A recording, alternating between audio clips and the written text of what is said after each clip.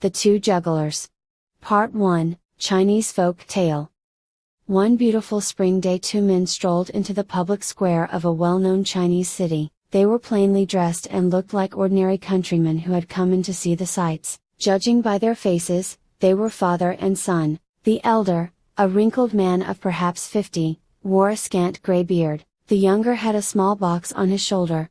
At the hour when these strangers entered the public square, a large crowd had gathered, for it was a feast day, and everyone was bent on having a good time. All the people seemed very happy. Some, seated in little open-air booths, were eating, drinking, and smoking. Others were buying odds and ends from the street vendors, tossing coins, and playing various games of chance.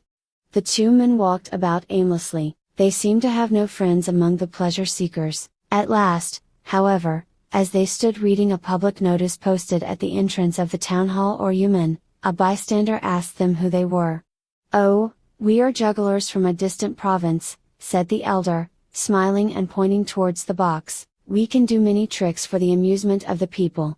Soon it was spread about among the crowd that two famous jugglers had just arrived from the capital, and that they were able to perform many wonderful deeds. Now it happened that the mandarin or mayor of the city, at that very moment was entertaining a number of guests in the yamen. They had just finished eating, and the host was wondering what he should do to amuse his friends, when a servant told him of the jugglers.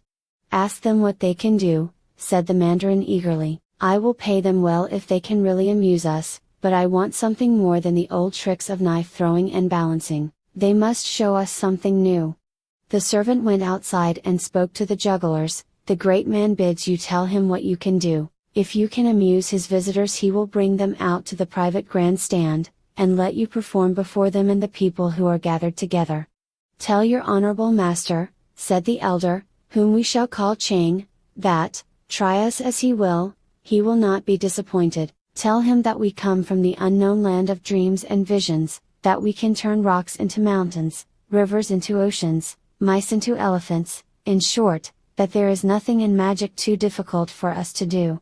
The official was delighted when he heard the report of his servant. "Now we may have a little fun," he said to his guests, "for there are jugglers outside who will perform their wonderful tricks before us."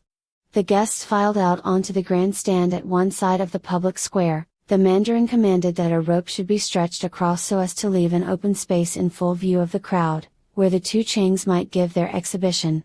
For a time the two strangers entertained the people with some of the simpler tricks, such as spinning plates in the air, tossing bowls up and catching them on chopsticks, making flowers grow from empty pots, and transforming one object into another. At last, however, the mandarin cried out, "These tricks are very good of their kind, but how about those idle boasts of changing rivers into oceans and mice into elephants? Did you not say that you came from the land of dreams? These tricks you have done are stale and shop-worn. Have you nothing new with which to regale my guests on this holiday?"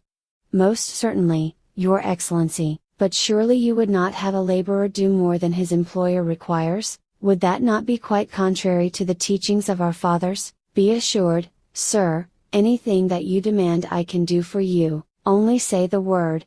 The mandarin laughed outright at this boasting language. "Take care, my man, do not go too far with your promises. There are too many impostors around for me to believe every stranger. Hark you!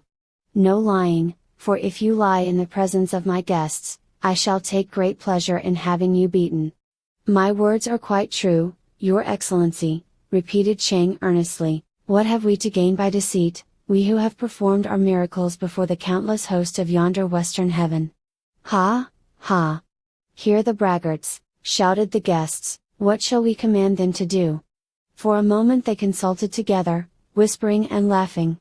"I have it," cried the host finally. "Our feast was short of fruit, since this is the off-season. Suppose we let this fellow supply us. Here, fellow, produce us a peach, and be quick about it. We have no time for fooling."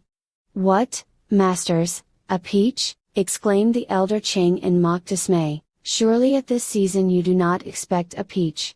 Caught at his own game, laughed the guests, and the people began to hoot derisively. "But, father, you promised to do anything he required," urged the son. "If he asks even a peach, how can you refuse and at the same time save your face?" Hear the boy talk, mumbled the father, and yet, perhaps he's right. Very well, masters, turning to the crowd, if it's a peach you want, why, a peach you shall have, even though I must send into the garden of the western heaven for the fruit. The people became silent and the mandarin's guests forgot to laugh. The old man, still muttering, opened the box from which he had been taking the magic bowls, plates, and other articles. To think of people wanting peaches at this season, what is the world coming to? To be continued.